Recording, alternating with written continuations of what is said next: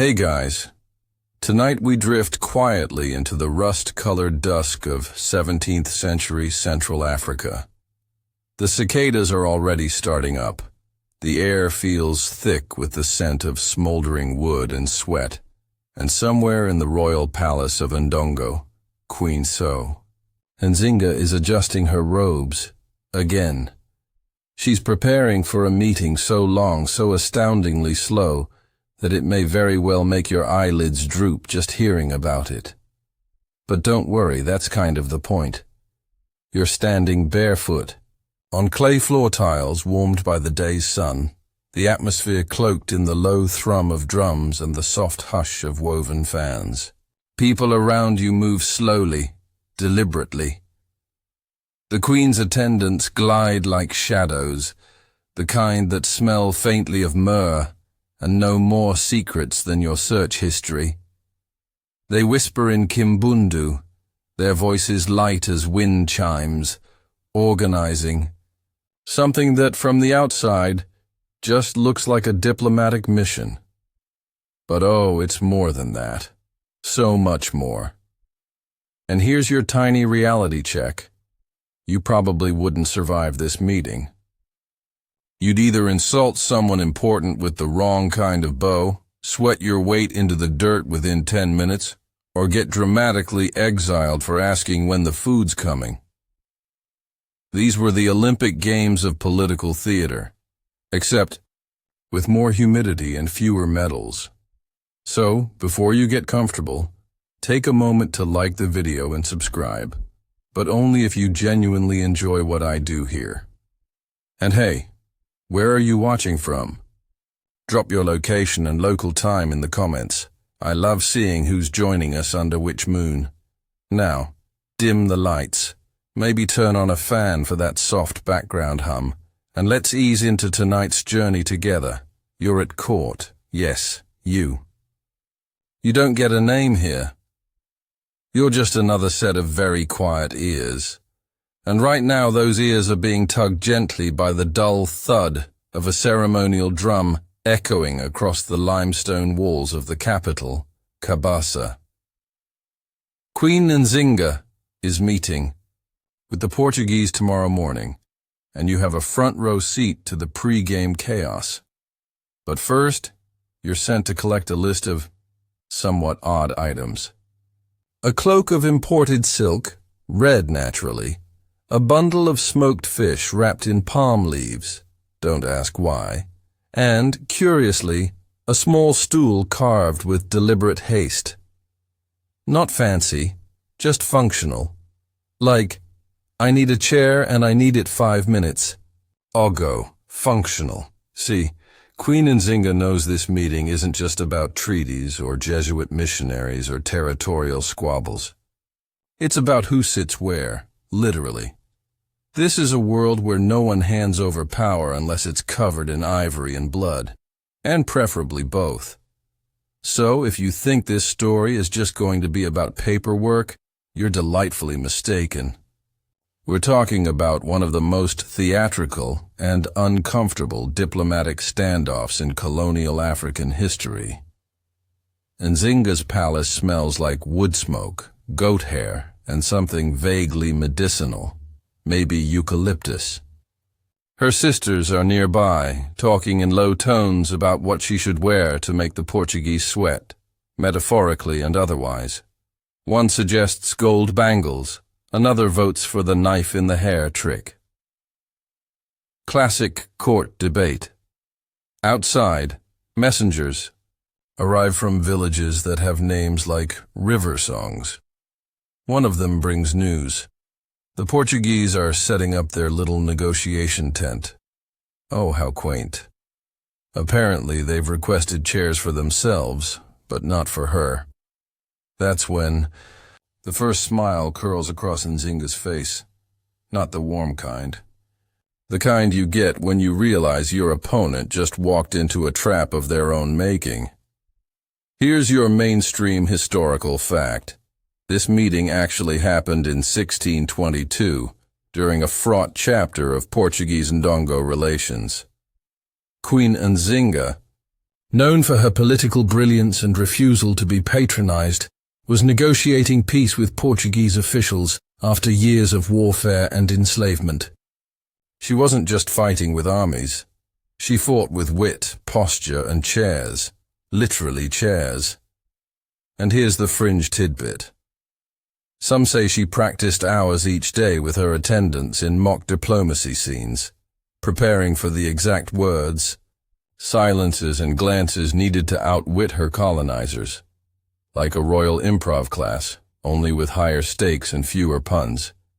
You're allowed one breath before someone barks for the charcoal ink. It's time to copy the treaty draft. Except, no. One agrees on which draft is the draft. One is written in Portuguese legalese so dense it could double as armor. The other's in Kimbundu, beautifully calligraphed, and rather generous to Nzinga's interests. It's almost like both sides are attending two different meetings at once. Nzinga reclines, gracefully. Her throne is high-backed, carved with tiny elephants in mid-trumpet. Her feet never touch the ground, not because she's short, but because it reminds everyone that she doesn't have to walk anywhere unless she wants to. The Portuguese haven't even arrived yet, and she's already won round one of psychological warfare, Throne Edition. Historians still argue, by the way, whether the famous servant chair was spontaneous or rehearsed.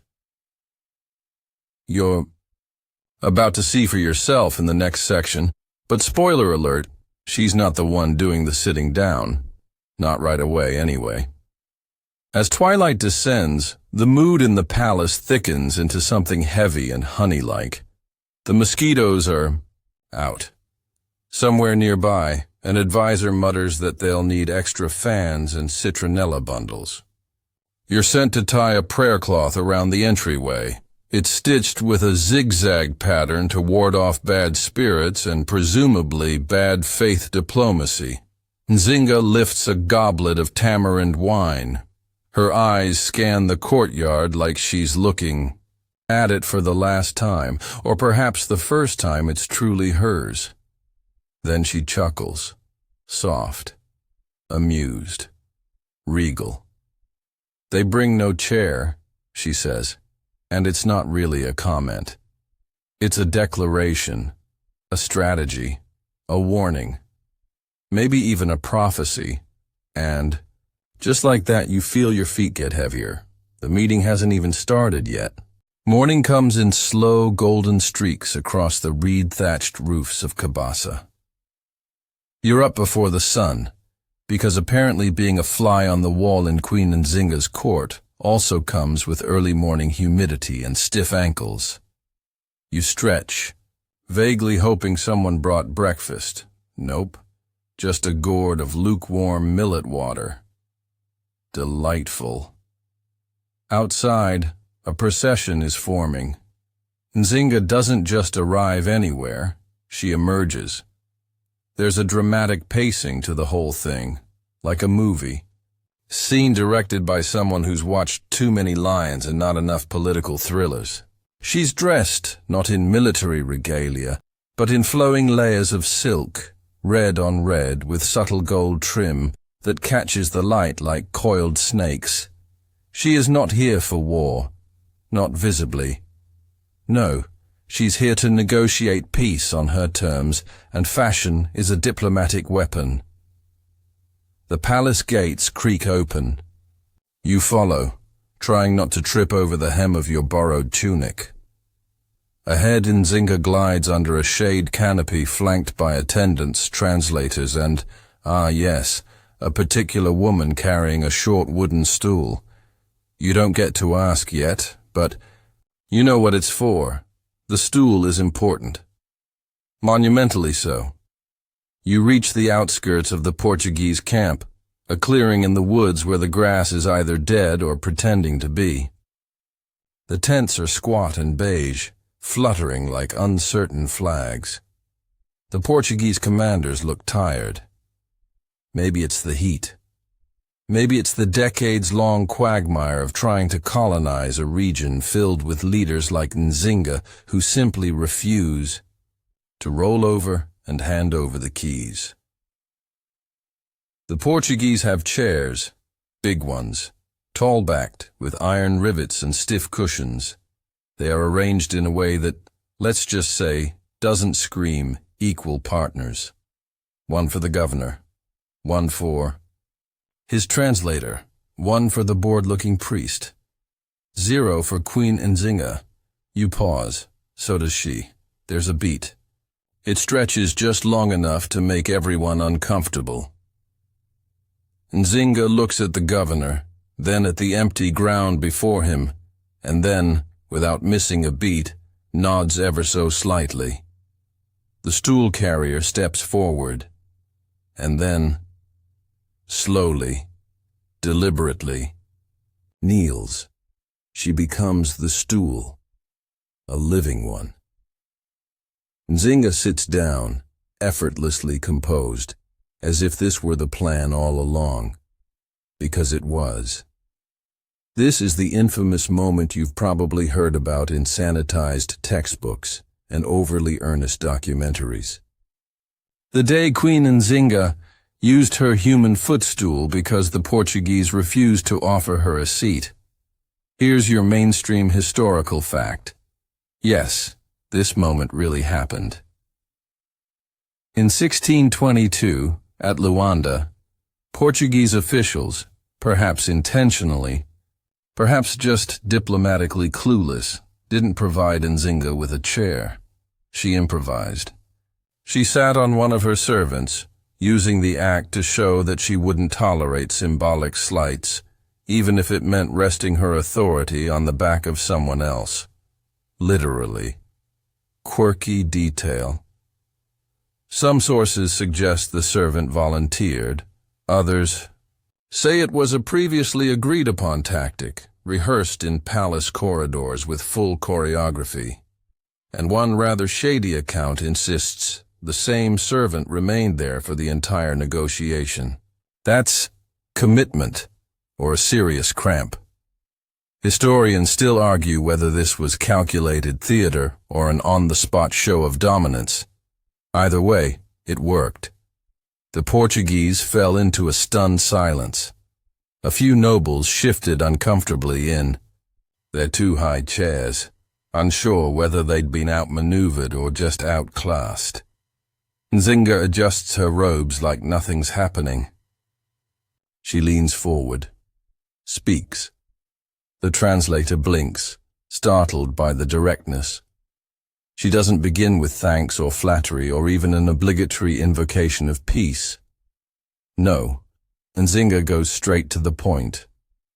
Why am I here, if not to be treated as your equal? You try to pretend you're not eavesdropping, but it's impossible. Every syllable cuts the air like flint against stone. The governor, to his credit, tries to respond with diplomatic platitudes, talks about territorial cooperation, Christian fellowship, mutual benefit, but the words sag under the weight of colonial arrogance. Nzinga listens, but not with her ears, with her eyes.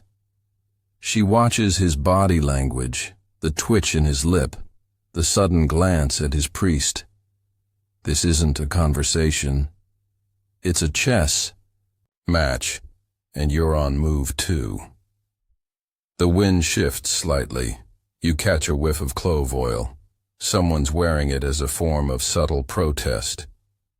You're not sure if it's an Ndongo guard or one of Nzinga's sisters, but either way, it's a quiet reminder that appearances are just the tip of the power structure.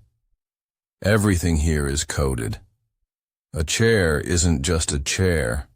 A pause isn't just hesitation. Silence is strategy. Nzinga allows the Portuguese to speak first. Classic. You remember that from palace training. Always let your enemy speak early so they feel clever and you feel quiet. Then hit them with a sentence so simple it echoes. which is exactly what she does. I do not kneel to men who enslave my people. Boom. If there were microphones, she'd have dropped one. Of course, the governor doesn't flinch, visibly. But you notice the tightening in his jaw, the way his boots shift against the gravel, and the slight panic in the eyes of his translator, who now has to delicately convert that statement into Portuguese without causing an international incident. Nzinga leans back, graceful, patient, regal. Her stool, human or not, remains completely still. The symbolism is suffocatingly rich. She's not just asserting power, she's demonstrating it. She sits while they scramble to react. She is composed while they bristle. She takes up space in a world that wants her to vanish into polite compliance.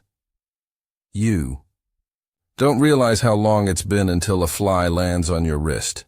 You flick it off, wondering if it too is just trying to survive this meeting. And now the real talking begins. But the power dynamics?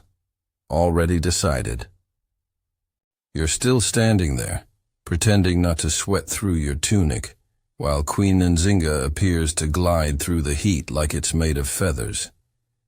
The Portuguese, however, are very much not gliding. They're shifting in their seats, dabbing at their foreheads with embroidered handkerchiefs, and throwing polite diplomatic phrases like darts into the rising fog of tension. Nzinga remains motionless. Not rigid, she's no statue, but poised. Relaxed in the way that only someone in complete control can be. Like she's got a whole deck of cards hidden in her sleeve, and she already knows the Portuguese didn't even bring a full hand.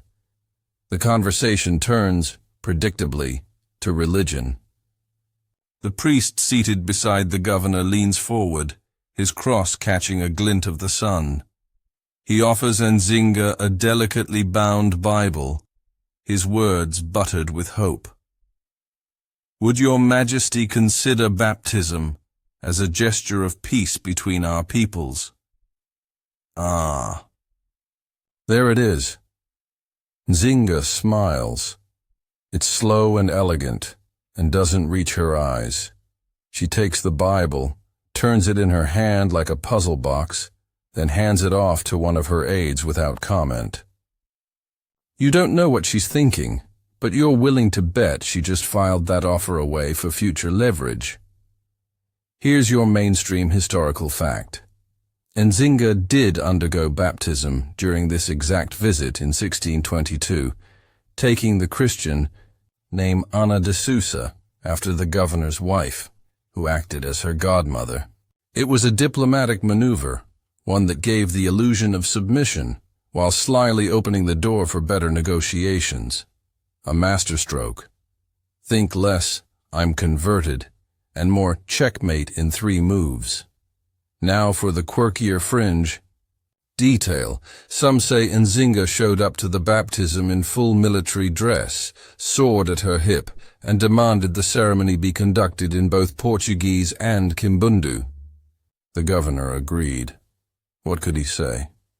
No, to a woman who had just demonstrated, quite literally, that she'd rather sit on another person than be slighted. Historians still argue whether her baptism was sincere or purely performative. Was she hedging her bets? Appeasing the Portuguese just long enough to regroup and retaliate later? Or was it a bit of both, using their own religious tools to build her political scaffolding? Either way, she plays the role with unsettling ease. She praises the peace of Christ one moment, and the next she's discussing which border villages the Portuguese will stop raiding, preferably immediately. You can almost hear the sound of gears grinding in the governor's head as he tries to decide if this is a negotiation, a trap, or some kind of Baroque theatre. You shift your weight. Your calves are cramping. You wonder if the human stool is okay. She hasn't moved, not even blinked as far as you can tell. Someone offers water in a bronze cup shaped like a gourd. Nzinga takes a sip. The governor declines. He's probably worried about poison. Classic colonial paranoia. Not that. Nzinga would waste a perfectly good diplomatic meeting with something so crude. No, her poison is subtler. It's the kind you drink over hours, not seconds. Now the conversation turns to trade. Gold, slaves, weapons. It's a grim ledger, one you've heard whispered about in the palace halls when the queen is out of earshot. The Portuguese want slave routes opened. Nzinga wants the raids to stop. The room gets colder somehow, even though the sun is at its zenith. Nzinga raises her hand. The room falls silent. There will be no peace while my people are taken from their homes in chains, she says, her voice like river stones, smooth but unyielding. The priest clears his throat awkwardly. The translator glances between faces. The governor shifts again. You speak of commerce, she continues, but what you trade in is blood. Boom. Another mic drop. You glance around, half expecting the sky to applaud. The Portuguese don't respond right away. They can't. They're trying to decide whether this woman sitting on a human stool just tore their entire economic argument apart. She did. And now comes the twist. Nzinga offers them a gift, not gold, not tribute, not even diplomatic flattery. She offers a pause, a literal moment of silence, a kind of theatrical intermission in which no one speaks. The breeze rustles the trees. Birds trill in the canopy above. The human stool's breath remains shallow and steady. It's uncomfortable. Brilliantly uncomfortable, because when Nzinga resumes speaking, she does so softly, slowly, like she's easing them into her next point. But I am not without mercy. If you offer genuine peace, I will consider cooperation. You may remain here, under my protection tonight, and we will meet again tomorrow. But if your answer is war, she pauses, leans forward just enough to rattle a few rosary beads on the priest's wrist. I suggest you make it swift, for your own sake. You almost drop the ceremonial scroll you're supposed to be holding. The governor's mouth opens, then closes. The priest looks like he's praying harder than ever. And just like that, the negotiation is over. At least for the day. Nzinga rises. The stool servant bows lower, gracefully flattening herself to allow the queen to stand without even a tremble. Her attendants gather. The sun is hot now, baking the clay underfoot. And still, Nzinga's silks ripple in a breeze that doesn't seem to touch anyone else. She walks away without looking back. You follow, stunned, as if the air itself is holding its breath. You don't know what will happen tomorrow. But you do. Know one thing. Queen Nzinga never shows all her cards in one sitting. You barely sleep. Back in the Ndongo encampment, the night feels charged, like the jungle around you is quietly debating whether to storm or just sulk. Crickets drone in the underbrush, their rhythms syncing with the slow beat of your own uneasy pulse. Even the guards seem quieter, their usual chatter replaced by watchful silence. Nzinga, though, she's as calm as a lake at dawn. After the Portuguese delegation retreated to their tents, more tense than triumphant, Nzinga returned not to rest, but to plan.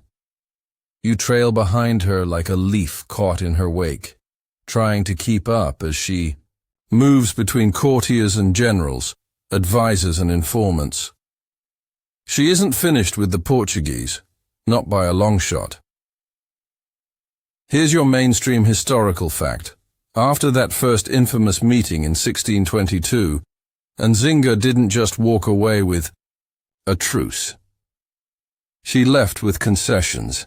The Portuguese agreed to cease hostilities against Ndongo and to support Nzinga's claim to the throne.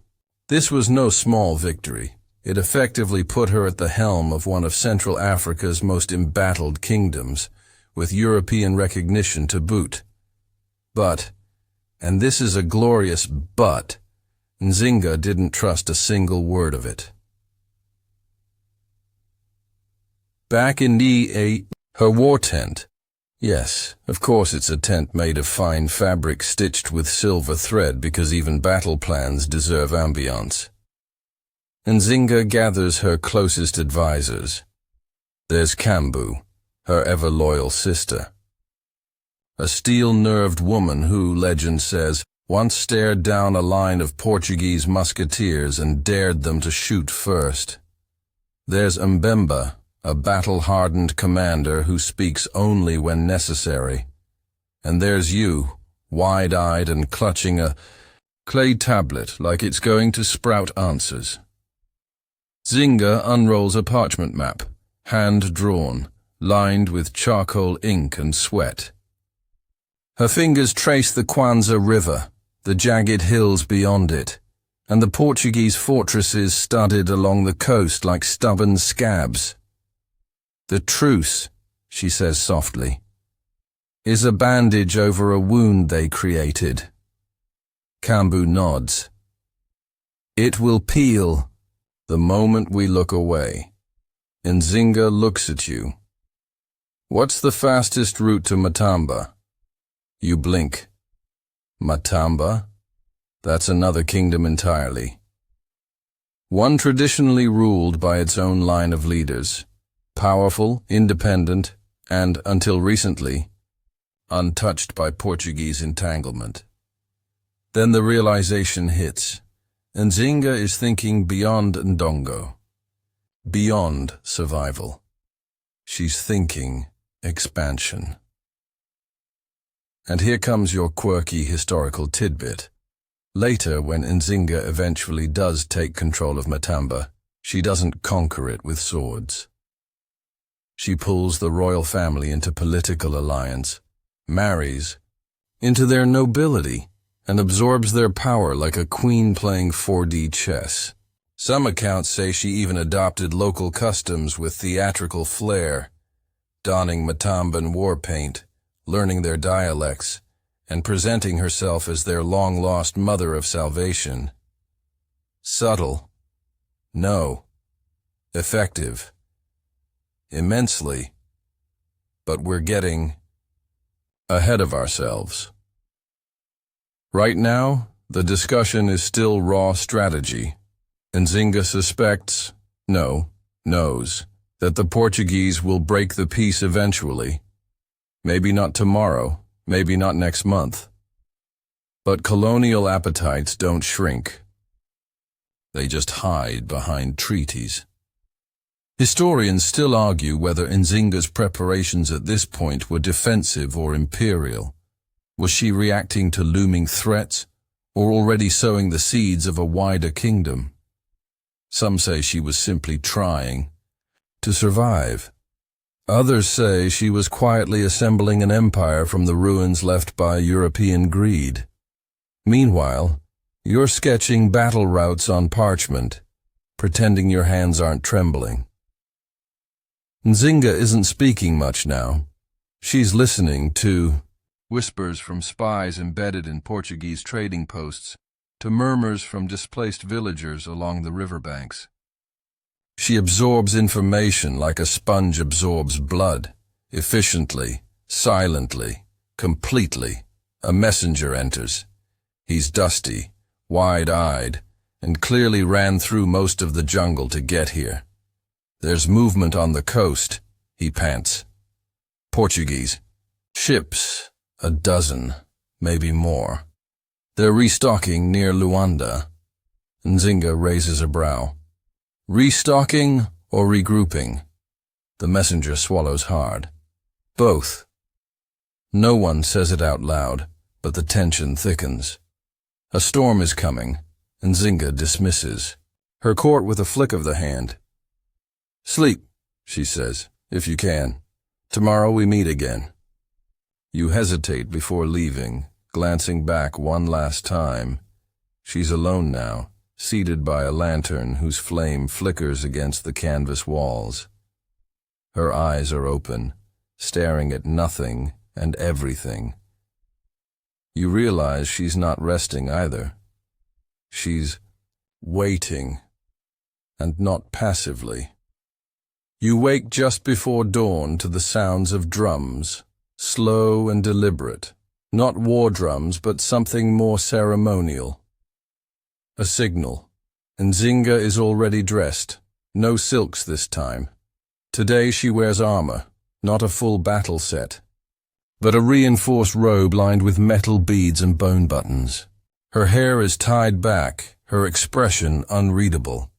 You fall in step behind her as she walks, not toward the Portuguese camp, but deeper into the forest, where her elite warriors are training. And here's something not in the textbooks. Nzinga didn't just command from afar. She trained with her soldiers, learned to fire Portuguese muskets, practiced horseback combat.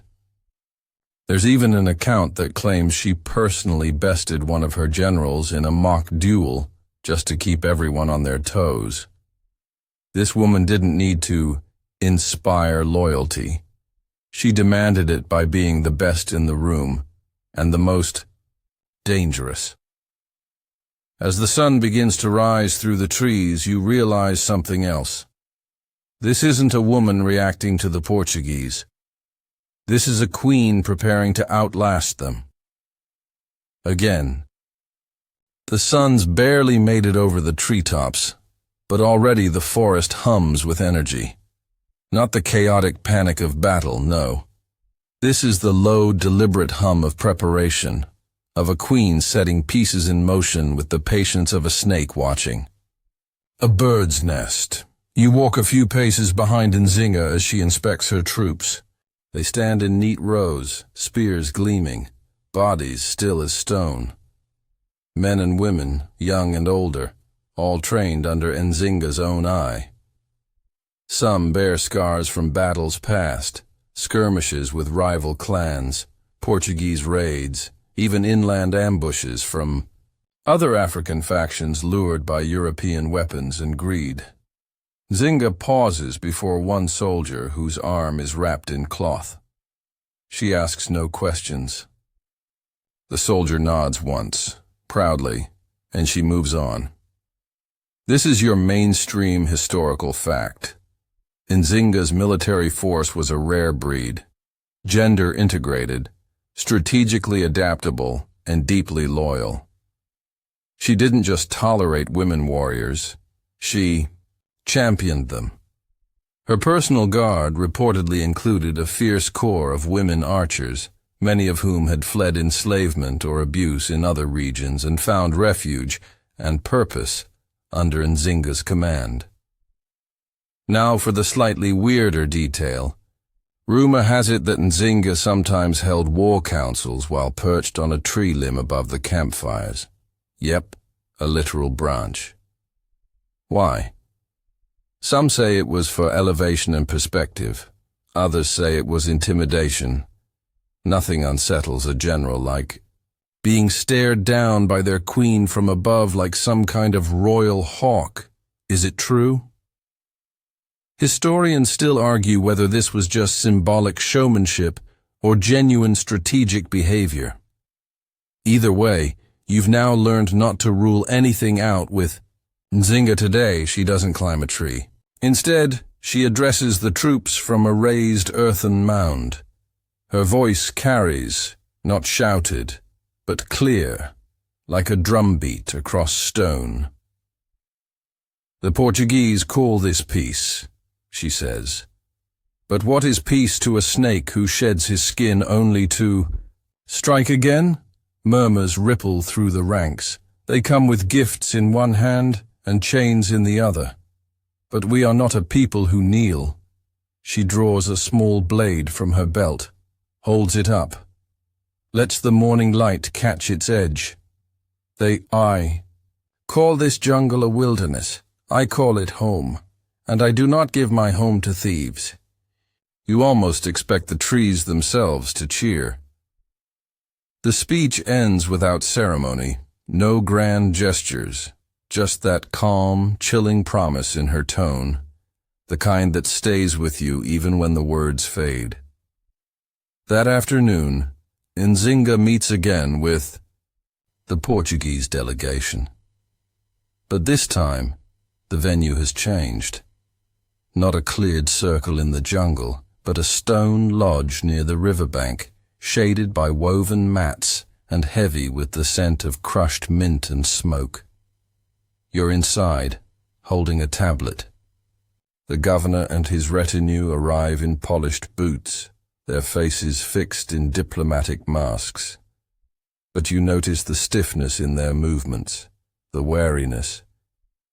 They know now that this isn't a queen desperate for peace. This is a queen choosing whether they deserve it. The negotiations resume. More cautious this time. The governor proposes trade terms. Nzinga listens, nods, counters with demands that clearly rattle him. Full withdrawal from certain forts, the return of captive villagers, a cessation of slaving routes through her lands, and then she offers something, land. Not much. Just a tiny corridor near the Kwanzaa River, a place she knows is difficult to defend and unimportant to her supply lines. You see it for what it is, bait, and the governor, poor soul, takes it. Mainstream historians later argue this land offer was her way of buying time, gaining the Portuguese's trust just long enough to fortify Matamba and secure her alliances. But the real genius? She gets them to agree to terms in writing, sealed with wax, stamped with both her mark and theirs. Now here's the fringe-level strangeness. Some say Nzinga had a Portuguese scribe-forged duplicate treatise, slightly different in phrasing, allowing her to later present whichever version best suited her audience. Is that a myth? Maybe. But when it comes to Nzinga, plausible deniability is just another weapon in her arsenal, and she wields it well. As the day drags on, the air inside the lodge grows thick. Not with heat, though that's plenty, but with delay. Nzinga draws things out masterfully. She asks about trivial items in the treaty. She requests a break for water. She makes the governor repeat sections, twice, slowly, with translation. Hours pass. You're not sure if it's evening or just eternal afternoon. But here's the thing. This is the meeting. This is the one they'll still talk about for centuries. The meeting where Nzinga outlasts them, outtalks them, outsmarts them, because by the time the Portuguese delegation finally leaves, bleary-eyed and drenched in defeat, Nzinga hasn't signed anything. She's smiled, nodded, accepted gifts, even offered some in return. But no treaty has actually been finalized. It's a diplomatic ghost, a conversation with the weight of a contract but the substance of fog. And Nzinga sits on a simple, carved stool, legs crossed, sipping tea made from bark and citrus leaves, like she's just wrapped up a book club rather than held an empire at arm's length. You're exhausted, but she looks like she could do this for another 10 hours. You wake up in the middle of the night to the soft thrum of rain tapping the thatched roof. Your limbs are heavy, like they've soaked up the weight of Nzinga's negotiations. You roll over on your mat, but sleep won't return. It's like your mind is still sitting in that lodge, watching her sip tea and dismantle colonial ambition with little more than a raised eyebrow. By morning, the skies have cleared, but the jungle smells metallic, like the world has been scrubbed raw. Nzinga is already moving. You hear her voice in the distance, low and deliberate, giving orders to couriers and scouts. She's not wasting a single moment. The Portuguese, she's heard, are packing up to move further inland. They claim it's exploratory. You know it's something more. They've tasted how difficult diplomacy with Nzinga can be. Now they want to change the terms, maybe even the terrain. Nzinga isn't surprised. They're like termites, she mutters, as she fastens the buckle on her armor. If you let them near the foundations, they'll eat the whole house. So you set out, again. This time, not toward another meeting, but toward the edge of Ndongo territory. Nzinga's scouts have reported Portuguese movements near a village, nestled in the hills of Cambambe. It's barely a dot on any map, but strategically, it's gold. It straddles 2 trade routes and sits near a shallow crossing of the Kwanza River. Here's your mainstream historical fact. Cambambe was a hotbed of activity in 17th century Angola, not just for the Portuguese and Ndongo, but for several regional powers jockeying for influence. It had access to copper deposits, fertile fields, and, most enticing to the Europeans, people.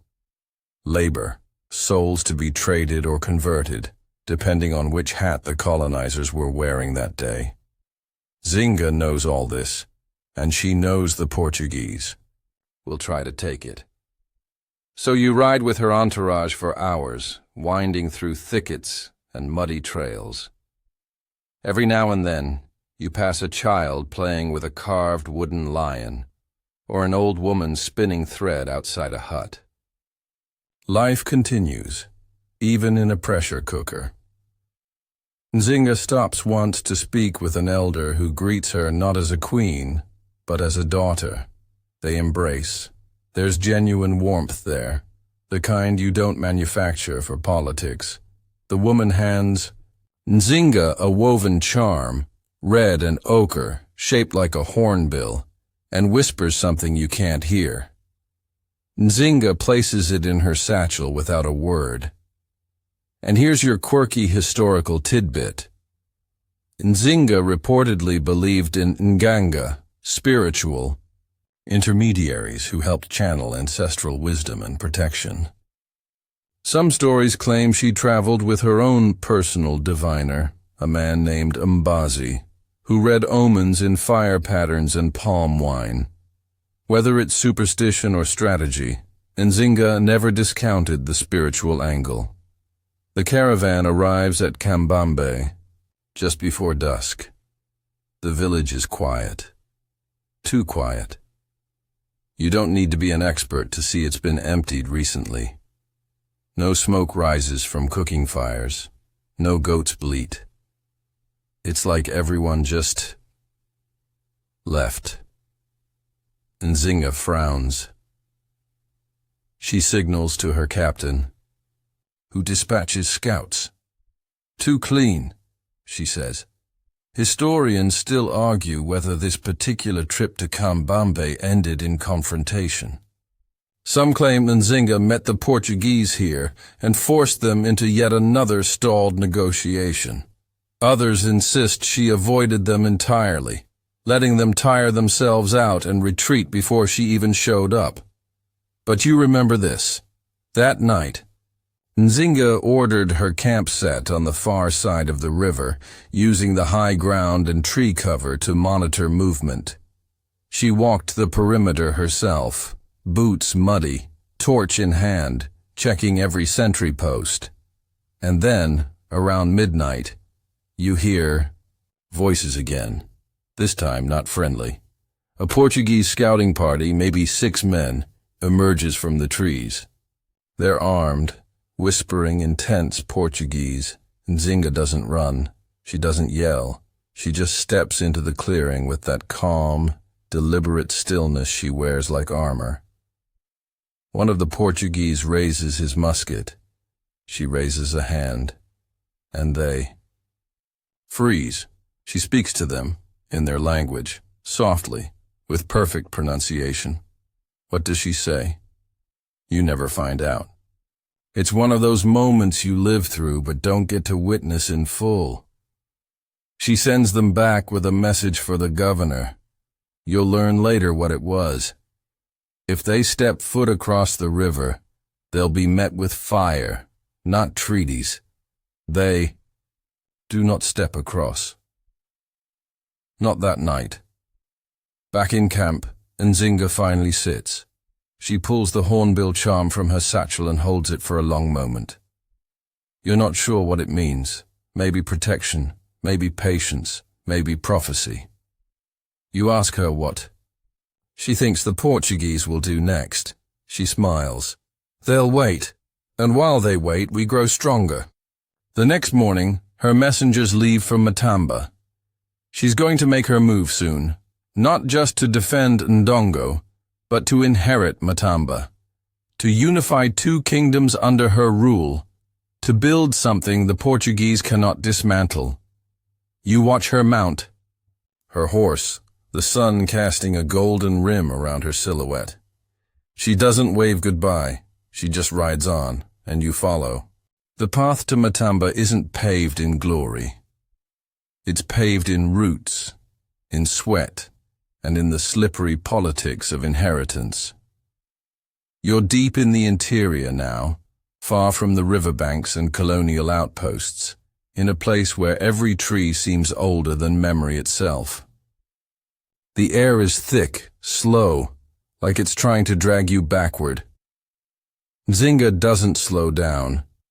She rides like a woman who already sees the throne, even if her claim to it is still stitched together with diplomacy, alliances, and more than a little theater.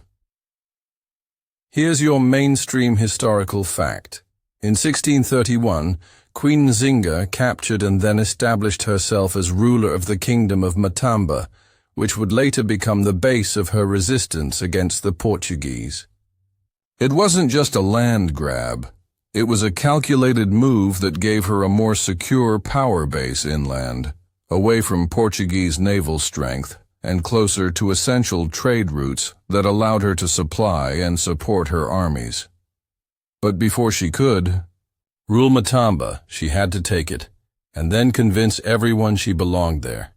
The situation in Matamba is delicate. Technically, it's ruled by a rival queen. But the kingdom has grown unstable, fractured by infighting, weakened by Portuguese incursions, and ripe for a leader strong enough to unify its splintered nobles. And Nzinga has a plan. Of course she does. You're part of her delegation as it arrives, at the outskirts of Matamba's capital. No fanfare. Just a slow procession of banners, drums, and soldiers that says, "We're not here to beg, but we are here to stay." Nzinga doesn't go straight to the palace. No, she starts by visiting local leaders, lineage elders, spiritual advisors, merchant heads. She listens, she asks questions, she shares meals, speaks the local dialect with precision, and references ancestral histories you didn't even know she had memorized. It's dazzling, really. Political seduction at its finest. But it's not all soft power. Nzinga also brings an army, a very visible one. And here's your fringe historical tidbit. Some accounts suggest that during her entry into Matamba, Nzinga carried the preserved skull of her brother, or a symbolic replica, strapped to her horse's flank. It may sound grisly, but in a world where ancestors were revered and political legitimacy often came from bloodlines, it was a visceral reminder. She was the true heir of the Ndongo line, and her claim extended beyond borders. Was the skull real? Historians still argue whether this was a literal act or a metaphorical flourish added by later storytellers. Either way, the message was clear. She wasn't just moving into a new house. She was coming home with the deeds in hand. The current queen of Matamba, sensing what's coming, does what rival rulers often do when they're cornered. She flees. Vanishes into the countryside. No public duel, no political theater. Just an empty throne and a population eager, if wary, to see who claims it next. Nzinga does not sit on that throne right away. Instead, she calls for a gathering of the kingdom's elders. She kneels before them. Yes, kneels, and asks for their blessing. Not because she needs it in a legal sense, but because she knows how to weave legitimacy from gesture and symbolism. They bless her. And just like that, the kingdom of Matamba becomes part of her empire. Now she rules over 2 major Central African kingdoms, 2 armies, 2 trade networks, 2 tangled webs of politics. You, meanwhile, are trying not to choke on the weight of it all. That night, there's a feast. Smoke rises from fire pits as wild game roasts and dancers whirl through the dirt courtyards with painted faces and carved eye masks. The air smells like roasted cassava, palm wine, and old magic. Nzinga sits at the head of a long, low table, flanked by her new ministers and old allies. She says little, just listens, until a Matamban noble asks her, half joking, what she'll do if the Portuguese come knocking again. Nzinga doesn't laugh. She just says, I'll give them a seat. Another noble raises an eyebrow. A seat? She nods. On the ground where they belong. That gets a laugh, a loud one. And this, maybe more than any campaign or treaty, is her genius. She turns conquest into camaraderie, fear into loyalty. Every time. You're about to slip away for some well-earned sleep when Nzinga gestures for you to follow. She leads you through a torch-lit corridor to a chamber filled with maps, scraps of parchment and bark etched with rivers, villages, roads. This, she says, pointing to a small mark near the Luanda coast, is where the Portuguese think power lives. She moves her finger inland, to Matamba. This is where we teach them otherwise. You nod, half asleep, but fully aware that you're now standing at the heart of something irreversible. Nzinga doesn't blink. Tomorrow, she says, we begin training every child over the age of 10. You pause. Training them for what? She doesn't smile exactly. To survive. Because that's the thing about Nzinga.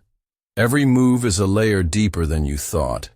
Every victory plants the seed for the next one. And this seed? It's growing fast. By now, you barely recognize yourself in the polished brass of the ceremonial shield someone hands you. The mat you used to sleep on has been swapped for a cot with carved legs and a mosquito net, embroidered with symbols you don't fully understand. You're no longer a tag-along, you're in it now, deep in the rhythm of Nzinga's empire. The new capital in Matamba buzzes with activity. Nzinga isn't just governing, she's building. Bureaucracies bloom like jungle flowers. Councils convene in shadowy corners. Couriers ride in all directions, dispatching orders, summoning allies, and reminding distant chiefs that there's a new queen in town, and she expects loyalty yesterday. You'd think she might rest. Ha! Not a chance. Instead, she holds training, drills at dawn. She walks the rows of archers and spearmen herself. Occasionally, she'll pause, correct a stance, or nod approvingly when someone lands a clean shot. Here's your mainstream historical fact. Queen Nzinga didn't just rely on diplomacy. She maintained a large, well-trained standing army, including female warriors known for their ferocity and discipline. Some records suggest she adopted military customs from multiple cultures, blending local traditions with tactics she had observed from the Portuguese. You hear the pounding of feet every morning now, the slap of skin on red earth. Even the younger kids are mimicking the older soldiers, practicing with sticks and shields carved from bark. And here's your fringe historical tidbit. Some legends claim Nzinga held military councils in complete silence, requiring commanders to communicate only through hand signals to sharpen battlefield instincts. While modern historians can't verify this, it fits her style: unorthodox, theatrical, and relentlessly practical. Of course, you also see something strange happening within the palace, a change in Nzinga herself. It's not weariness, it's calculation. She's plotting something bigger than skirmishes or declarations, bigger than even Matamba. You notice she's been inviting more and more European envoys to court, missionaries, traders, and even spies disguised as sailors. She feeds them local dishes, flatters them with gifts, and politely listens to their requests for conversion opportunities. Then she turns around and hosts a week-long ceremony for the ancestors, complete with drumming, possession rituals, and symbolic animal sacrifice. A reminder, in case anyone forgot, that she bends for no god but her own. Nzinga is fluent in contrast. One night, she calls you into her chambers. There's a large, ink-stained cloth draped across the table. On it, a makeshift map of Angola, with little clay figures representing Portuguese forts and Dongo towns, and now Matamba's territories. "We can't hold Matamba forever," she says plainly. You blink. Why not? Because they'll never let us, not unless we control the middle. You lean in. She points to a narrow corridor of land just north of the Kwanza River, a trade artery linking Luanda to the inland kingdoms. If we take the corridor, we starve their forts. No food, no slaves, no silver. The coastline becomes useless. You suddenly understand. Matamba isn't the final stronghold. It's the launch pad. But it won't be easy. That corridor, it's Portuguese-held, fortified, patrolled by mercenaries and ruled by local puppet chiefs who've grown fat and comfortable under colonial protection. This is where the real war begins. Historians still argue whether Nzinga ever fully intended to retake Luanda or simply wanted to strangle Portuguese control from the inside out. Some say her long-term goal was to negotiate from a position of absolute strength. Others believe she wanted full expulsion and dreamed of a restored African confederation. Whatever the endgame, Nzinga's next steps are clear: destabilize, disrupt, divide. And she starts with whispers. Nzinga sends out agents, not in uniform, but disguised as traders, hunters, and wandering spiritualists. Their mission? Stir rebellion, undermine loyalty, sow doubt. One village at a time. Soon, reports start trickling in. A chief refuses a Portuguese tax demand. A convoy is attacked and mysteriously spared. A chapel is found burned, though no one claims responsibility. It's not open war, not yet. But it's rumbling. Meanwhile, Nzinga's own court is transforming. She establishes a central council of advisors, most of whom are loyal to her by blood or battle. She creates marriage alliances, real and symbolic, with other noble families. And she starts hosting court debates, open forums where matters of policy, war, and law are discussed like theater.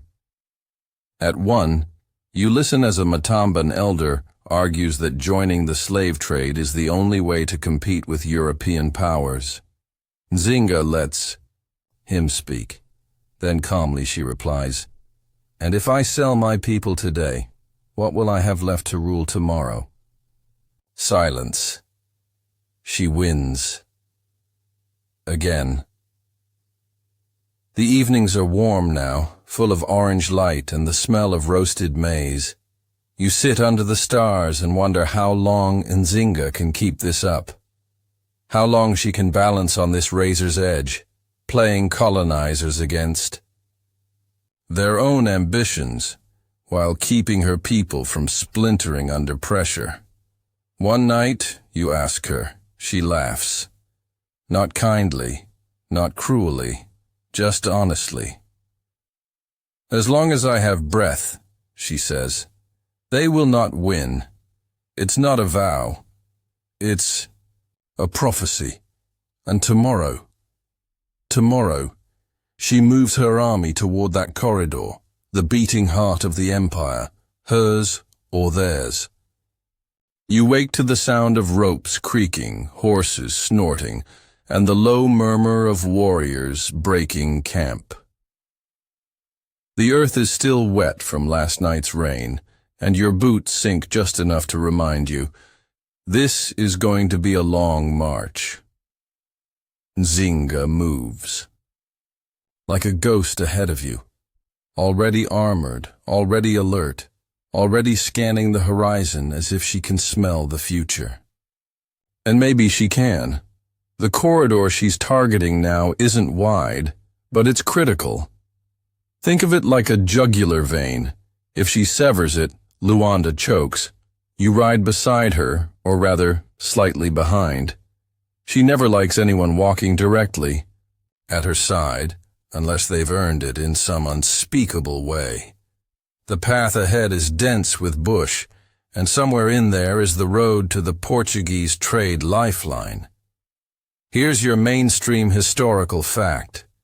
Between 1631 and 1640, Nzinga led military campaigns along the Kwanza River corridor, targeting Portuguese supply lines and capturing forts. Her forces made use of guerrilla tactics, shifting alliances, and knowledge of the terrain to offset Portuguese technological superiority. And here's your deliciously odd-fringed tidbit. Some accounts, mostly from stunned Portuguese captives, report that Nzinga's army included crocodile scouts. No, not literal crocodiles in uniform, though that mental image is doing things for you. Rather, warriors who swam like crocodiles, camouflaged, silent, able to stay underwater for long periods with only a reed to breathe through, appearing suddenly to drag enemies from the banks. Were they real? Were they myth? Historians, still, argue whether such aquatic ambush troops existed or were simply the fever dreams of frightened colonists riding home. Either way, the legend stuck. Your feet hurt. Your thighs ache from the saddle. But the closer you get to the corridor, the tenser Nzinga becomes, not fearful but focused.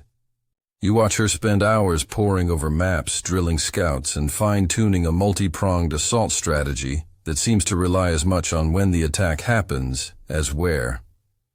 Because here's the trick. She doesn't want a long war. She wants to confuse them. So when you finally make camp within reach of the nearest Portuguese outpost, she gathers her generals beneath a canopy stitched from animal hides. The light flickers with torch flames as she lays out the plan. Phase 1. Sabotage the supply lines. Phase 2. Infiltrate the fort from within using traitors. Phase 3. Launch a synchronized night assault, pulling troops in from both flanks via hidden forest trails. You raise a hand, almost out of instinct. And what if they've already heard we're coming? Nzinga looks at you, dead calm. Then, we give them something else to watch. Enter the decoys, mock war parties, set to draw attention to the south, while her real troops creep through the foliage to the north. At dawn, the Portuguese garrison is yawning over weak tea when the forest erupts. You hear it before you see it. The horn blasts, the battle cries, the thwack of arrows hitting wood and steel. The fort barely has time to man its ramparts before Nzinga's forces pour over the embankments like a wave of flame. You're not a fighter, and Nzinga doesn't expect you to be. But from your vantage point on a nearby hill, you watch history flip on its back. It's short, brutal, precise, and by midday, the corridor is hers. This fort, once a vital stop between Luanda and the interior, is now flying Nzinga's banner. Its Portuguese commander lies unconscious in a tent, and the garrison's survivors have been marched off to holding. Nzinga walks the courtyard like she owns it, because she does. Her warriors cheer, but she lifts a single hand, and they fall silent. She addresses them, not with some florid speech, but with this. Today, we made them see. She turns to her aides. Torch the cannons, strip the powder, then leave it standing. You blink. Leave it? Why not raise the whole thing? Because, she says, when they return, I want them to see what they've already lost. It's a lesson in psychological warfare, an open wound left unstitched. That night, as you sit by the fire, a Matamban warrior tells you about the old beliefs, that certain warriors wear charms that make them immune to bullets, that Nzinga herself carries a necklace made from teeth of those who betrayed her, and that her spirit cannot be killed by any man who speaks Portuguese. You ask if he believes it. He shrugs. I've seen her walk through fire. And honestly, you believe it too. Later you find her sharpening a blade, alone. You're not. Sleeping, you ask. Nzinga doesn't look up. Sleep is for people with fewer enemies. You laugh, softly. Then she does look up, just once. But you should rest. Tomorrow, we move again. I want every inch of this corridor marked with our footsteps. And just like that, the queen vanishes into the trees, as if the night itself makes room for her. You lie back in the grass, listening to the fading sounds of a victorious camp. And in the distance, a Portuguese messenger rides toward Luanda with very bad news. You're back on the move again, though it's not a march this time. It's a performance. The corridor is no longer just territory, it's a stage. And Queen Nzinga? She's directing the show. In the weeks following the capture of the fort, she doesn't dig in or fortify. No, she visits. She tours nearby villages with calculated warmth, handing out grain, hosting feasts, presiding over mock trials for petty disputes like who owns which goat.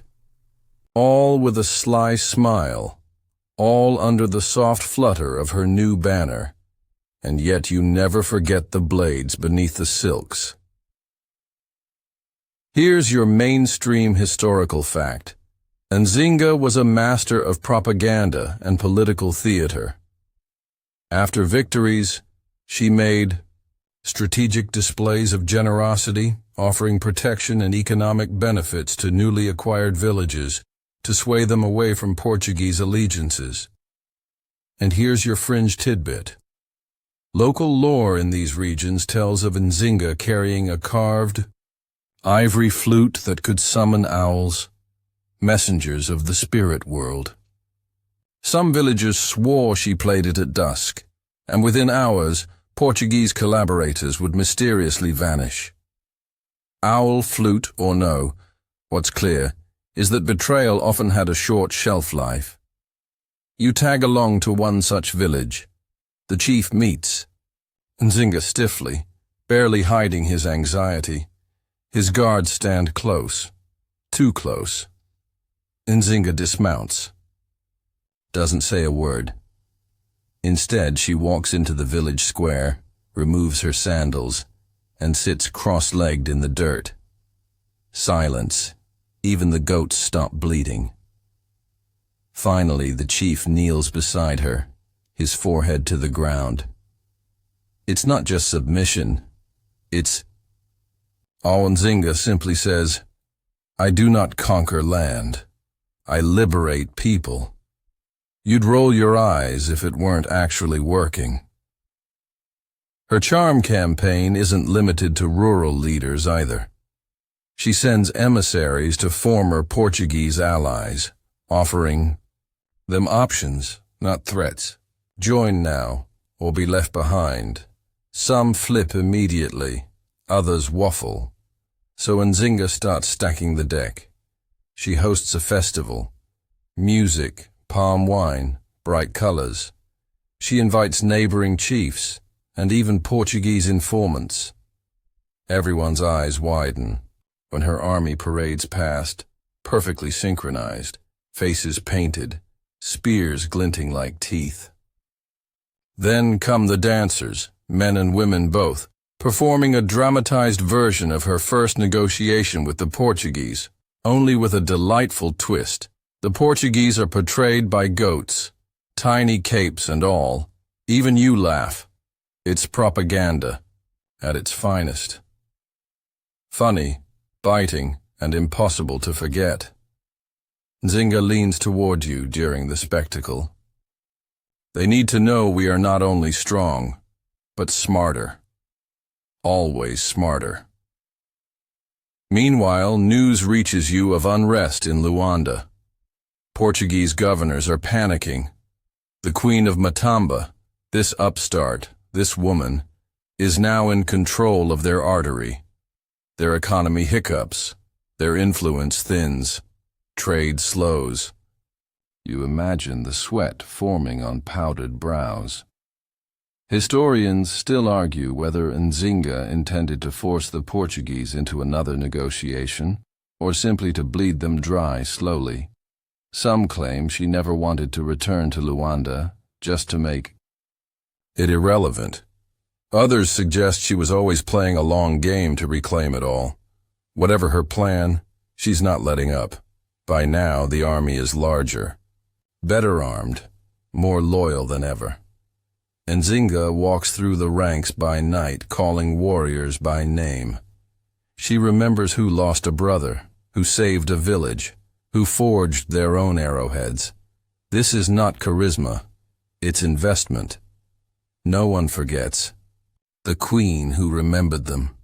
And she's preparing for something, bigger than another fort, more symbolic than another patch of dirt.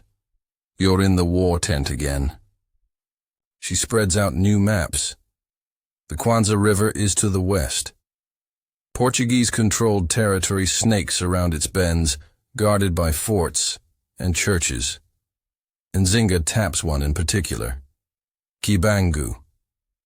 A strategic post, yes. But more than that.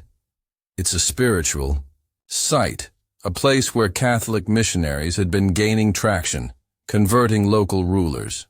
She looks at you. We're taking that next. You swallow. To cut off their religion? To remind our people of their own. It hits you then. And Nzinga's campaign is not just military or political. It's cultural reclamation. She's not fighting just for independence. She's fighting for memory. The next day you set out again. But this time, she's not marching with an army. She's marching with a procession. Drummers, singers, ritual leaders in masks older than the Portuguese language itself. She's reclaiming ground with footsteps, with symbols, with sound. You pass a cross nailed into a tree. She stops, touches it, and whispers something you can't hear. Later, you ask her what she said. I told them the land still remembers who it belonged to. You get to Kabangu just as the missionaries are holding a small mass. It ends in chaos, not war, eviction. Nzinga gives them 1 day to leave. No one argues. Instead, she turns the chapel into a shrine for the ancestors. You watch as people line, up to burn herbs, to pour libations, to whisper thanks. Somewhere, deep in the recesses of your mind, you wonder how the Portuguese will retaliate, because surely they will. But Nzinga seems unconcerned. You find her gazing out over the river. They'll come, she says, and then with that smirk, but I'll make them wait.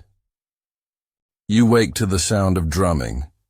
Not battle drums, but slow, deep rhythms that feel like a heartbeat pressed into the earth. Nzinga is already up, of course, standing at the river's edge, one hand on her hip, the other gripping a spear carved with intricate spirals. She doesn't look tired. She looks eternal. Word has come down from the hills. The Portuguese are planning a counter-strike. Luanda's governor, newly appointed and burning with something to prove, is amassing troops. They think she's overextended. That's cute. Here's your mainstream historical fact. In the early 1640s, the Portuguese attempted multiple offensives to recapture territory from Nzinga, especially after she secured the vital Kwanzaa corridor. Their efforts were largely undermined by logistical failures, shifting alliances, and her uncanny ability to vanish before they arrived. And your fringe tidbit?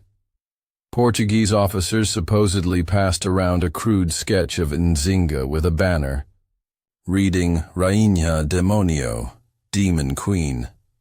One version had her with wings, another with a forked tail, and one even showed her riding a leopard. Scholars still argue whether these demonizations were propaganda meant to rally troops or desperate attempts to explain how she kept outmaneuvering them with fewer resources. Back in the real world, Nzinga is preparing, but not with panic. She doesn't scramble. She calibrates. Her fortress in Kidonga is being reinforced. Supply routes are tested at night by runners who speak in whistles and hand signals. You watch as warriors train with double-bladed spears and shields made from rhino hide. But Nzinga isn't just fortifying her walls, she's strengthening her image. She calls a council of spiritual leaders, not just from Matamba, but from nearby kingdoms. They gather under the moon, ringed by bonfires, each draped in beads and skins and feathers so ancient they probably remember the beginning of language. Nzinga sits at the center. I am not asking you to fight, she says softly. I'm asking you to remind the people who they are before the Portuguese taught them to forget. You can feel it, that her war is transforming again. From blood to belief, from weapons to will. She orders stories told aloud, old ones. The time. Before guns, before the crosses came. Women with fire in their bellies. Men who flew like birds in battle. Children who turned into rivers to escape slavers. You listen, half hypnotized. That night, Nzinga walks past your tent and mutters, history is power. If they think we're just warriors, they forget we are also the story. She knows Luanda is watching and waiting.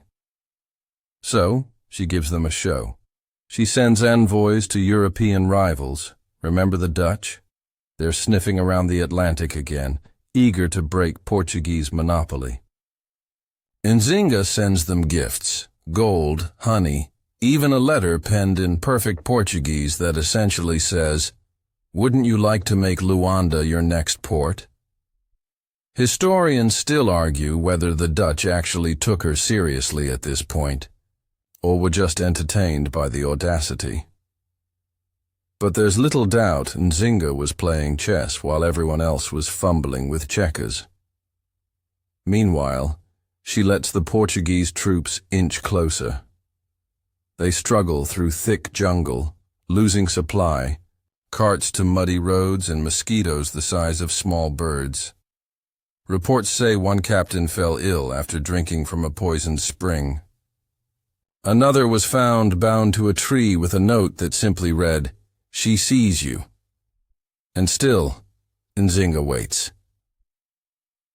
You ride with her through the eastern outposts. She touches hands, blesses babies, notes the shape of the clouds like she's reading omens. And then she disappears. Not in the theatrical sense. She literally vanishes for 3 days. No one, not even her closest guards, knows where she's gone. You panic a little. Okay, a lot. You imagine coups, poisonings, ghosts with long grudges. And then, just as quietly, she returns. Hair braided tighter, eyes darker. You ask her what happened. She shrugs. I had to speak to the ones who came before. Right. Totally normal. She calls the army together the next morning. No screaming speech, no emotional rally, just one sentence. We are no longer waiting. She draws a line in the dirt with her spear.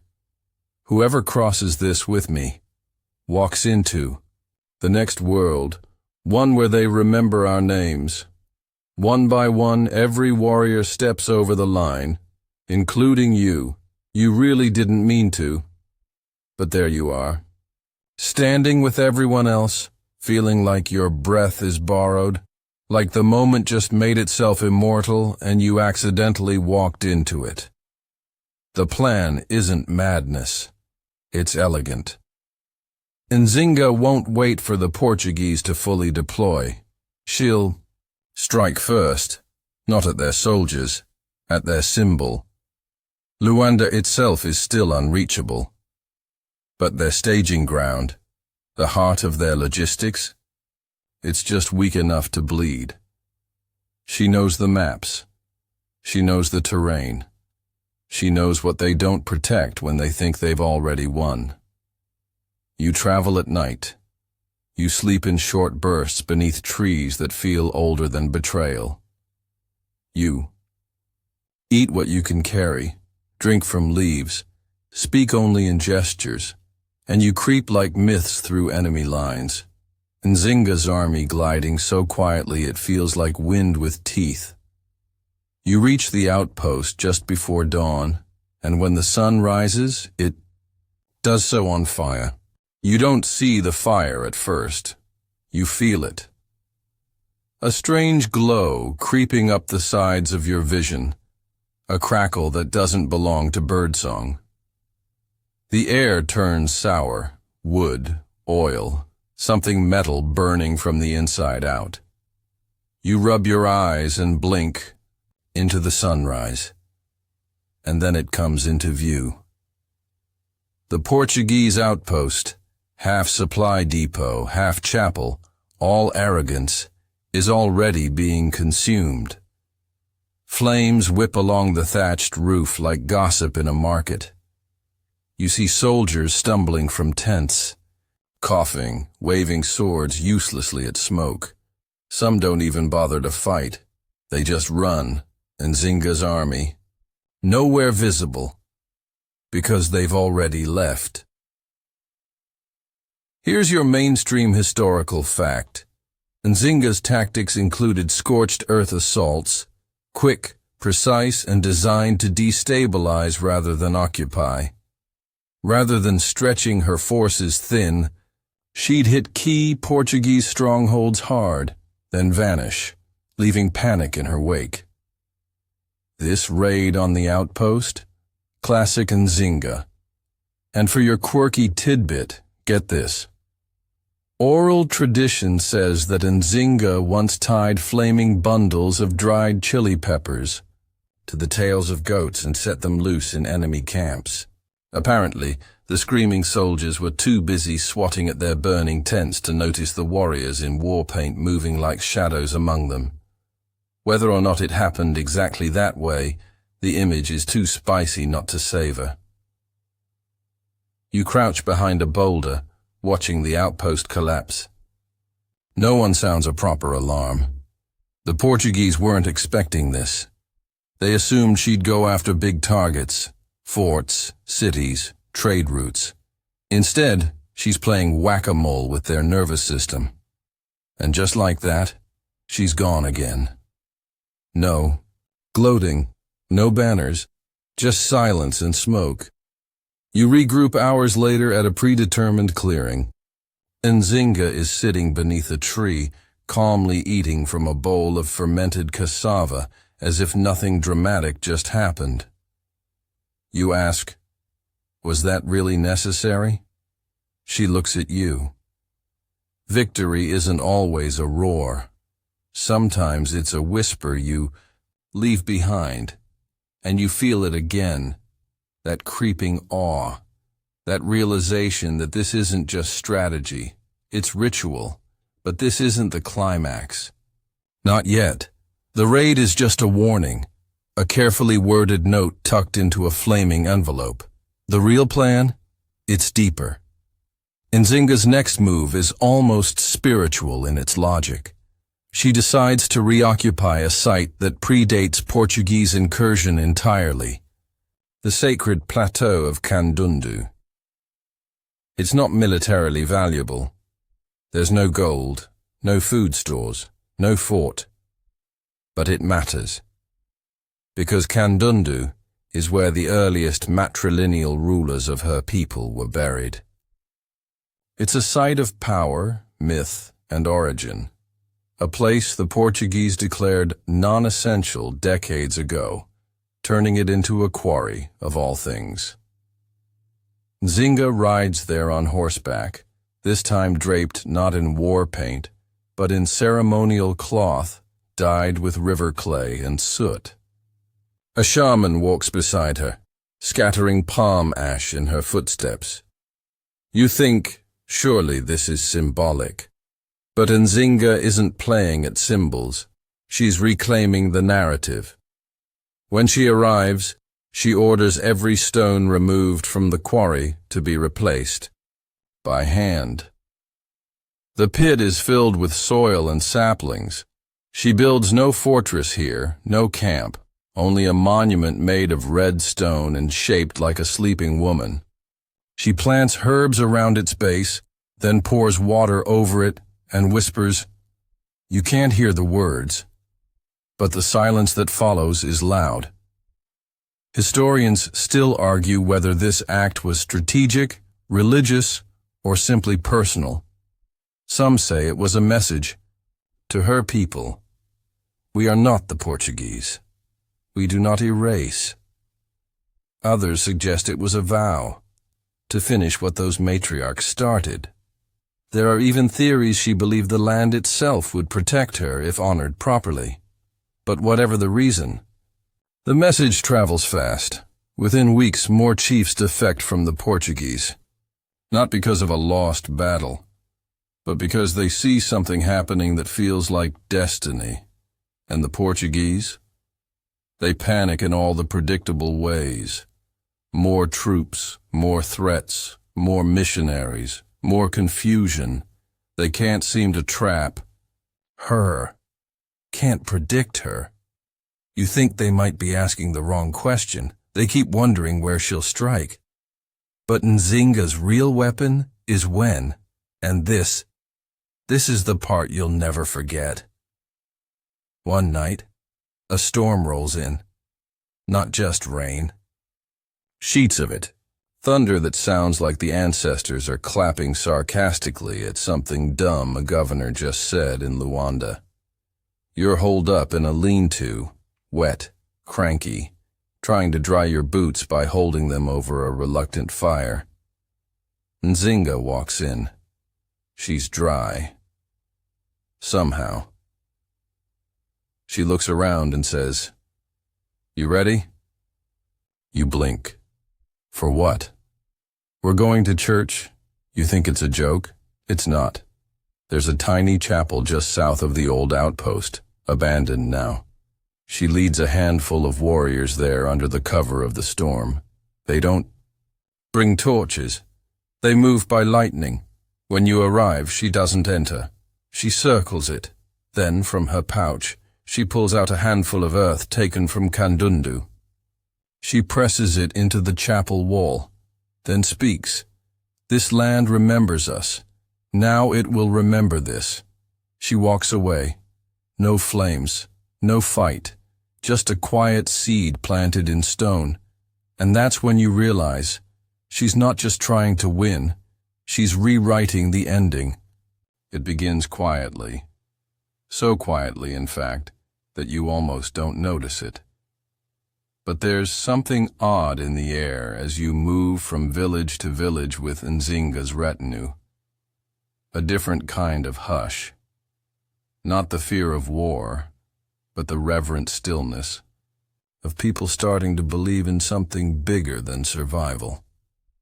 Even the elders, those gnarled old men who've seen one too many kings, begin speaking of Nzinga less like a leader and more like a moment, as if she's a season that's come, back around, long overdue. You're in one of these villages, fixing a saddle strap and muttering under your breath about the humidity when word reaches Nzinga. The Portuguese have launched another campaign, big one this time. Reinforcements from São Tomé, cannons, mercenaries. They're aiming not just to win, but to erase her. She listens.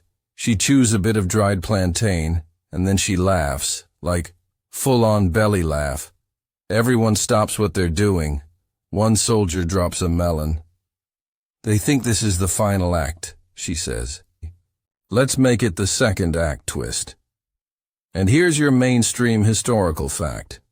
In 1646, the Portuguese launched a major military effort to crush Nzinga's rebellion once and for all, drawing support from multiple colonial nodes and attempting a two-pronged assault through Matamba's vulnerable borders. But, and this is important, they misjudged the terrain. Again, you'd think they'd have learned after a decade of getting lost in the foliage and eaten by swamps. But here we are. Nzinga moves like wind through tall grass. She sends scouts, not just to gather intelligence, but to shape it. Rumors of a trap, whispers of betrayal, fake trails, disappearing fires. Whole camps that were there at sunset and gone by moonrise. She doesn't just outrun them, she reprograms them. And now for your fringe tidbit. One account from a Dutch trader claims Nzinga once arranged for the Portuguese to intercept a decoy letter supposedly written by one of her generals, confessing plans to defect. The letter was written on leaves, sealed with wax from a beehive, and deliberately smeared with red ochre to look urgent.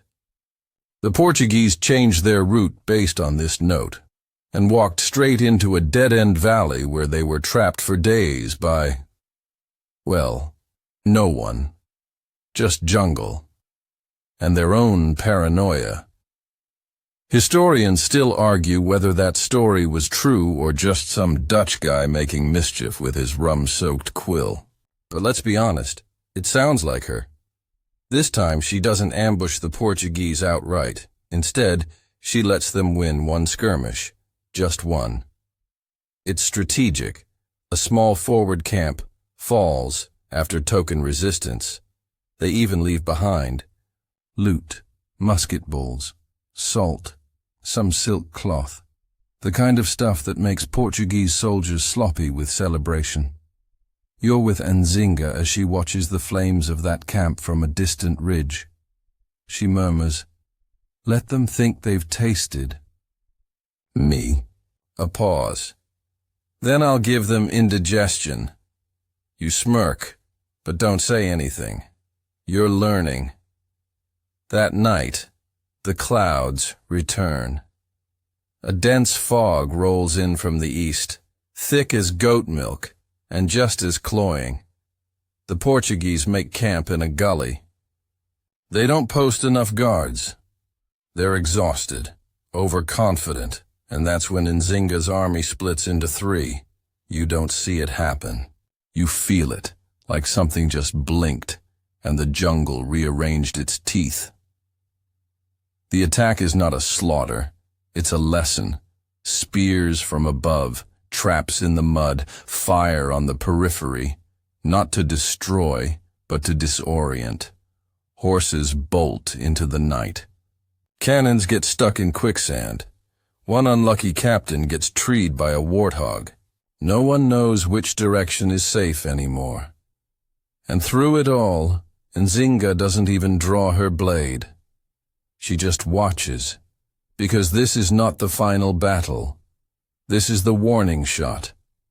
The part in the story where the monster reveals she knows your name, the Portuguese retreat. Again. And in their wake, something strange happens. Villages begin to declare themselves neutral, or more radically, loyal to Nzinga's Matamba. Not out of fear. Not even out of admiration, but because they see a future in her, one that doesn't involve handing their children to missionaries or their rivers to spice traders. Nzinga takes this moment, not to celebrate, but to legislate. Yes, legislate. Because now that she's building momentum, she's not content with just resisting. She wants order. She begins formalizing roles in her administration, structuring a taxation system that doesn't bleed dry the common farmer. She even revises land usage, ensuring that areas once raised in conflict are replanted with staple crops and guarded by communal patrols. And this part? It's key. She reintroduces matrilineal succession rights that had been stripped by earlier male-dominated elites. Women begin to regain power not just on the battlefield, but in village councils, in trade negotiations, in ritual spaces.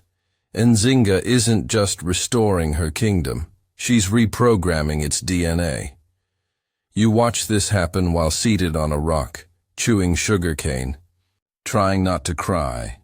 Not because of the revolution, but because there's something beautiful about seeing a plan unfold after years of improvisation and blood and grit.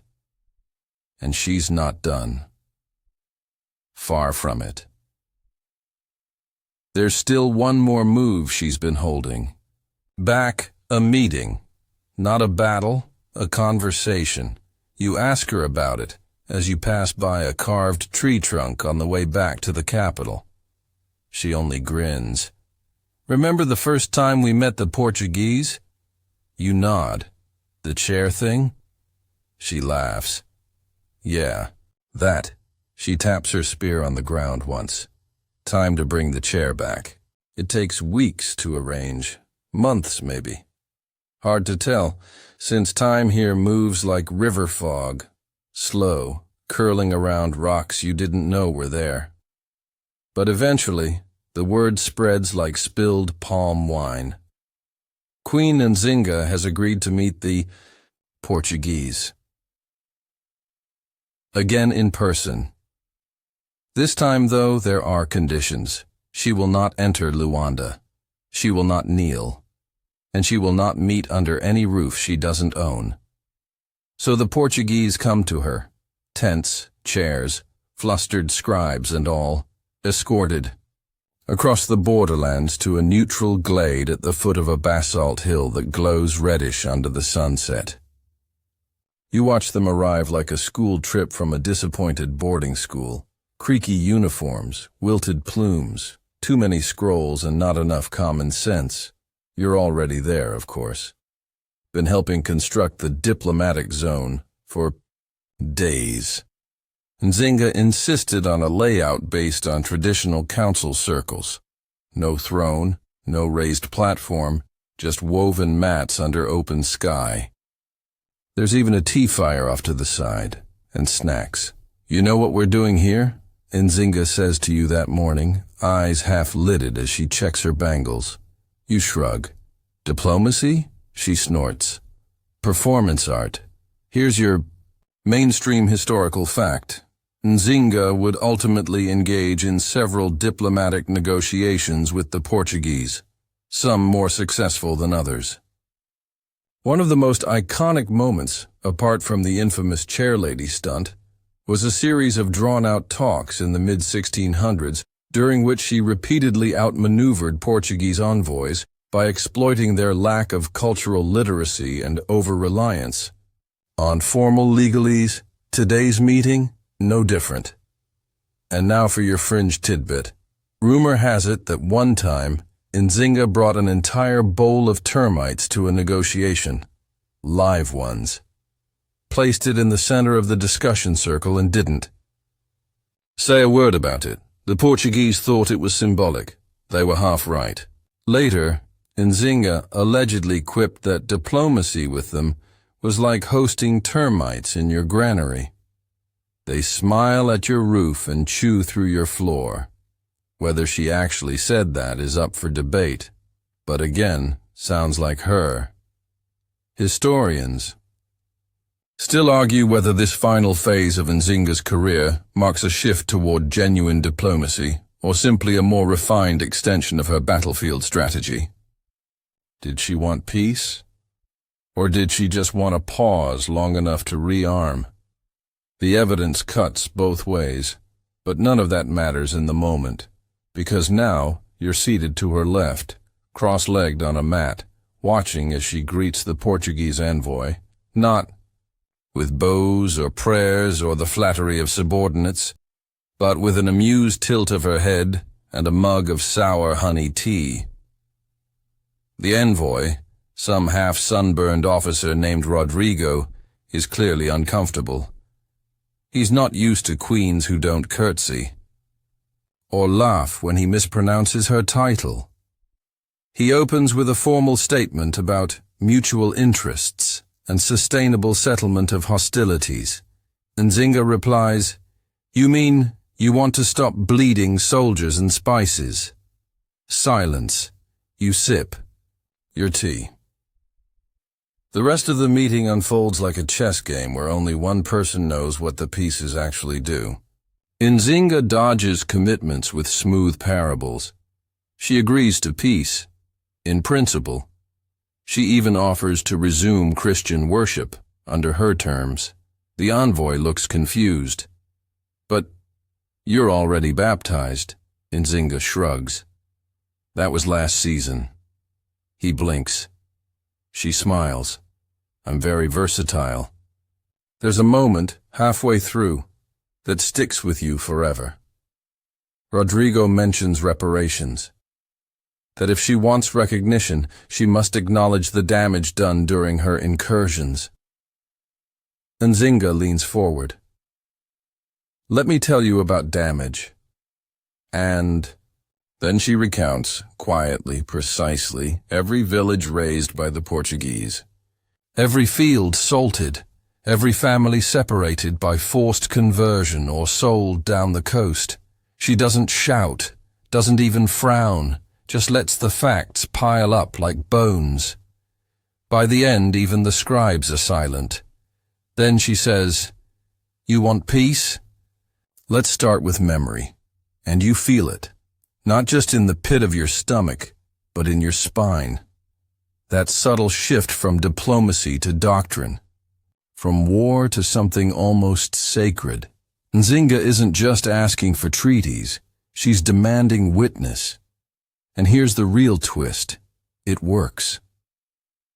The Portuguese, worn thin by years of resistance, short on funds, stretched across too many colonies, agree to terms. Tentative, yes. Fragile, but real. They recognize her sovereignty over Matamba and parts of Ndongo. They agree to a cessation of hostilities. Trade routes are reopened under strict regulations. And Nzinga? She doesn't gloat. She invites Rodrigo to stay for the evening meal, a traditional fish stew with cassava cakes and dried mango. He declines, politely. You sure? She asks, licking mango syrup off her thumb.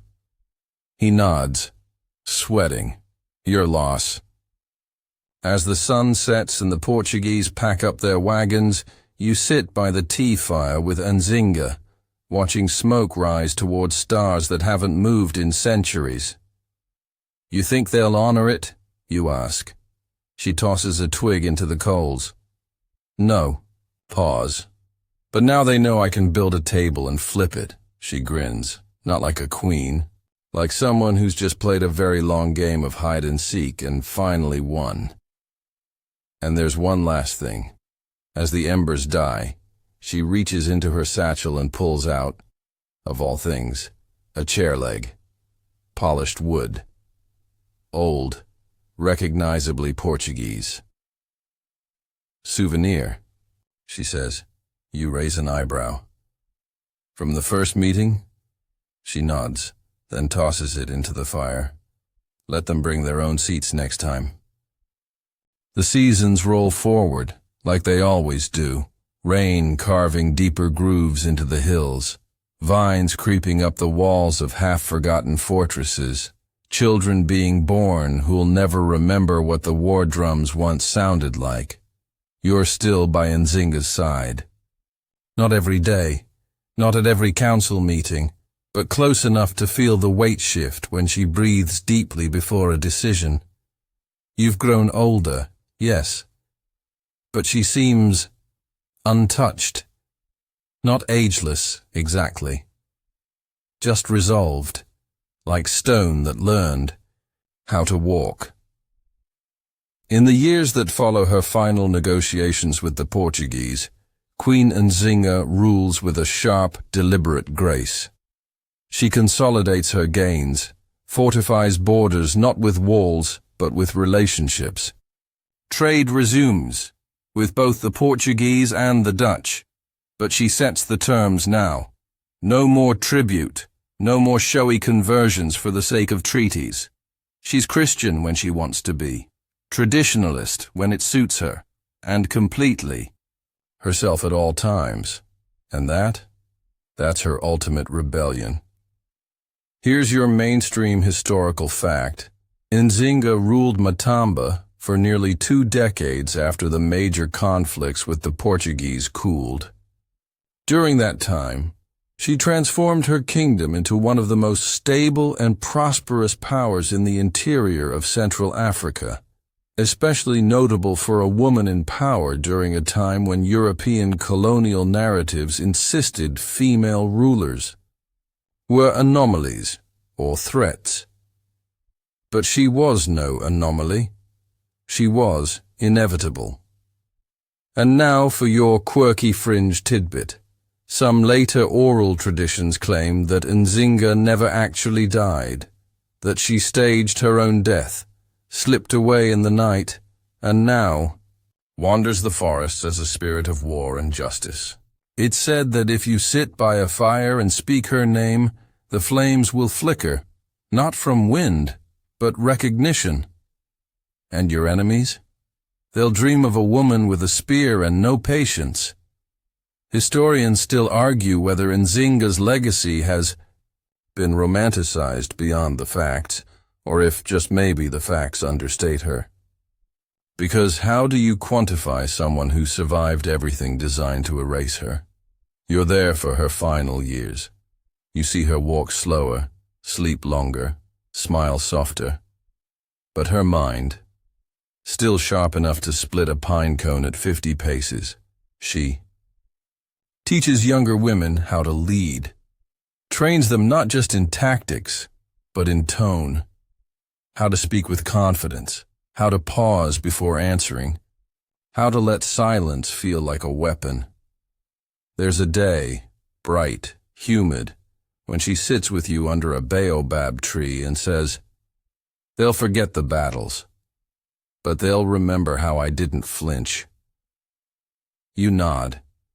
She leans back, looking up through branches thick with hanging pods.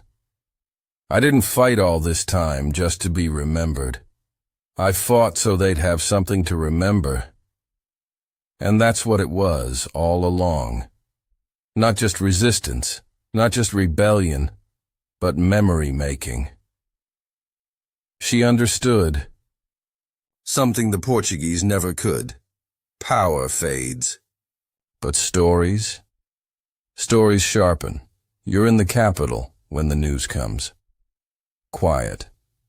No grand parade. Just a whisper from a runner. The Queen has passed. You don't cry. Not at first. You tend to the council, help organize the ceremonies, carry bundles of woven cloth to the mourners. The city is silent, not mourning in despair, but reverence. Like the earth itself is holding its breath. And here's where the world slows down. The funeral lasts days. Drums echo through the valleys, but softly, like footsteps of someone leaving barefoot. They dress her in warrior red, place her sword across her lap, and surround her with the tokens of her life. A broken musket, a map with her own markings, a simple clay cup, and that mango tree branch she once used as a walking stick. You stand among hundreds as she's laid to rest in a stone chamber carved into the hills. A flame is lit at the doorway, said to burn until her story no longer matters. Spoiler. It's still burning. There's a moment after the crowds leave, where you sit by that flame and you realize this was never about her throne, or her armies, or the Portuguese. It was about us, our right to be impossible, our duty to take up space. And Nzinga taught you that, not by speech, but by sitting where no chair was offered, and making that absence into a throne. And now, the firelight flickers just a little softer. You let your breath slow, let your shoulders drop back into the pillow or the mattress or wherever you've curled yourself tonight. Maybe there's still a bit of Nzinga's world humming in your ears, a soft drum beat, the rustle of cassava leaves, the clink of beads and iron. It's okay. Let it drift. Let the story settle not like a heavy book shutting, but like dew on grass, delicate and quiet and right on time. You've walked a long way tonight. Through jungle and palace, across rivers and battlefields, beside a queen who refused to kneel. You've seen her rage, her patience, her charm. You've watched her make history sit down and behave. Now, nothing needs to be done. Nothing needs to be fixed. The world can turn on without you for a little while. So close your eyes. Imagine the soft clack of Nzinga's sandals on a stone path, the way she hums to herself when no one is listening, the quiet power of someone who has already done enough. You don't need a throne to feel brave. You don't need a crown to carry yourself like royalty. All you need, tonight, is rest. Let the air settle around you like woven cloth. Let the hush wrap itself across your chest and over your thoughts. There are no more envoys to outwit, no soldiers to command, no letters to burn, just you, breathing, Still, steady, safe. The fire in the hill still burns, the memory remains, and you, my friend, have earned this dream.